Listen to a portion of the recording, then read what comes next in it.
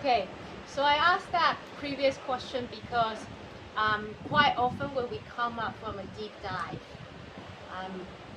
like me personally, if I just hit a new PB or I did some RV training, I'm going to feel like, a bit tight on the chest, you know, maybe when I'm still rinsing my wetsuit or have a nap, I feel like, it's kind of like difficult to take a full breath. And some people would just say, yeah, that's normal, it's a part of not shift. And some people would tell me, oh, that's pulmonary edema. What, is that the same thing? Or how do you, what's your view on this? I feel like speaking with a lot of free divers, and again, this is my personal opinion and experience, most people that do their PB or below their PB for the first time or are doing around the PB range, personal best, come up and you feel like you have to take a couple extra inhales, deep inhales. You feel like you need to breathe deeply for 30 seconds to a minute perhaps, and then you feel fine. And most people go home, take a nap, eat, and they're back at baseline, back at their usual. And lots of freedivers have that. Is that normal? I don't know 100%, but it's common though. It's very common. Even on myself, perhaps I feel somewhat tired, but then after an hour it's gone. And I can go for a bike ride or to the gym.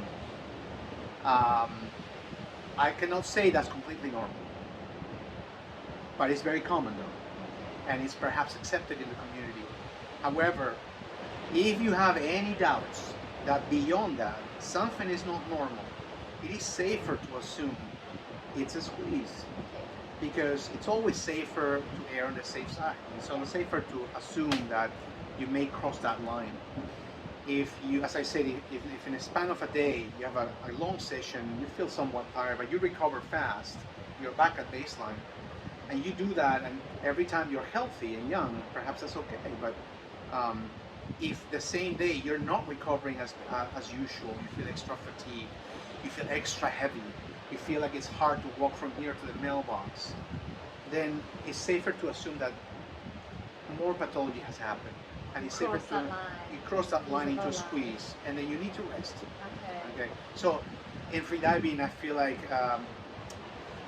perhaps going beyond Western medicine, introspection and self-assessment is very huge. Knowing your body and knowing what feels normal, what feels beyond normal, abnormal. Once it feels slightly off, safer, rest, stop, and reassess. Yeah. So 我相信在座的大家常常在训练，然后你可能已经超过你的 PB， 比方说你现在正想要去40、50、60，可以做深度潜水的时候，或者是你在做 RV 训练的时候，你起来，然后一边吸防寒衣，你就会一边觉得，胸口紧紧的，好像人也没有什么事，也没有特别想咳嗽，就是觉得好像很难深呼吸的感觉。那这时候常常会有人跟我说它就只是血液移转的一部分，可以正常的，很快就会退掉。有些人会说它是肺水肿，到底这两者是一样的吗？还是我们其实已经挤压伤了？那一样，医生的意思是说，其实在医学上我们并不真的知道肺里面到底发生了什么事，但确实很多人，大部分的人在进行靠近他的 PB 或者是超过 PB 的深度的潜水的时候，起来会有这样的感觉。可能你刚起来的那30秒、1分钟，你会需要大口吸气喘气，然后才会觉得比较舒服一点。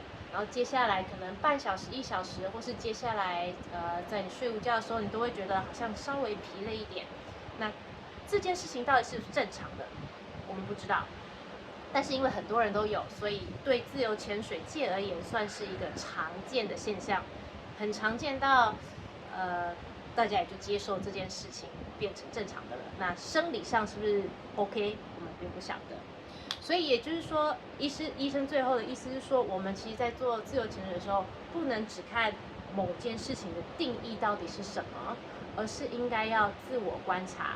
比方说，你常在训练自由潜水，每一次起来你都觉得很喘，但是你这个喘的感觉，可能通常在你健康的时候半天一天就结束了，你隔天又活蹦乱跳，又可以继续下潜，然后一样很健康都没有事。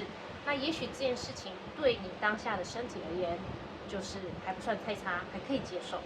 但如果有一天你起来的时候发现，哇，特别累，特别喘，特别没有办法复原，连走去买便当、寄信都觉得累到爆的时候，你可能就已经不小心跨过那一条隐形的线，进到挤压伤的范畴了。因为我们并不真的知道生理机制，受伤跟健康的生理机制到底线画在哪里，所以你必须透过观察自己的症状来了解你现在只是 OK 的，还是已经需要休息了。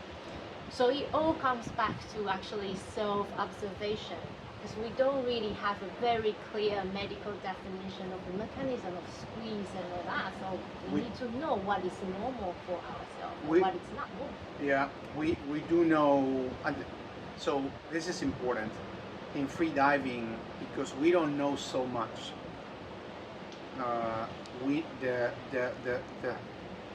The little we know, a lot of it is from experience, anecdotal information, and the collective knowledge of the community is very important.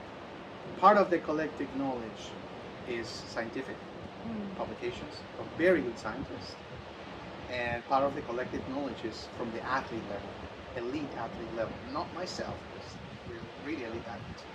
I feel like if you want to learn more about the scientific part of freediving, you should listen a lot to the athletes.